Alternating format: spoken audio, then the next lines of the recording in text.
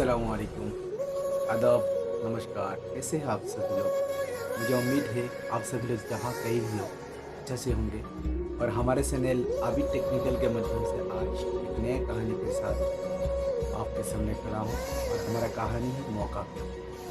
एक बार की बात है दोस्तों, एक मेला लगा करता था। उस मेला के अंदर हर एक किस्म का सामान का दुकान लगा करता था और उसमें एक पेंटर ने पेंटिंग का दुकान लगाया करता था। उस पेंटिंग में हर एक पेंटिंग के नीचे उसका जो सही कीमत है, सही कीमत रखा था और उनमें से एक ऐसा भी पेंटिंग है उसको आसानी से किसी को समझ में नहीं आया करता था और उसका जो सबसे ज़्यादा दाम रखा था। और एक इंसान ने, एक बुजुर्ग ने उस दुकान की तरफ नज़र डाला है और उस पेंटिंग की तरफ नज़र डाला है। जब काफ़ी टाइम देखने के बाद उस पेंटिंग को कुछ समझ में नहीं आया करता था, उस टाइम में उस पेंटिंग बनाने वाला जो दुकानदार है, उस दुकानदार से क्वेश्चन किया है, भाई आप मुझे बताइए ये पेंटिंग का मतलब क्या है और इसका दाम इतना ज़्यादा क्यों रखा है? तो उस इंसान ने बताया है, ये जो मैंने पेंटिंग बनाया है ये मौका के ऊपर एक कहानी बनाया था। बोले कैसे है?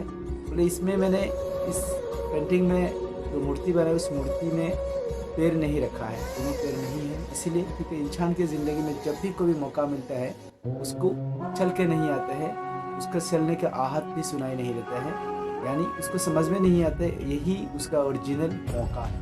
और दूसरी बात है उसका जो कपड़ा में पहनाया है उस कपड़ा को फटा पुराना और गंदा कपड़ा पहनाया है, इसीलिए क्योंकि जब भी किसी को मौका मिलता है उसको बड़े सारे परेशानी के साथ मौका मिलता है, इसीलिए उसका गंदा कपड़ा रखा है। और उसका जो बाल है उसका बाल को मैंने पीछे नहीं रखा है, आगे रखा है, ताकि जब भी इंसान कभी उसके हाथ से मौका चला जाता है ना, उसको पकड़ने के लिए कोई ऑप्शन नहीं रहता है, इसीलिए उसका बाल आगे रखा है।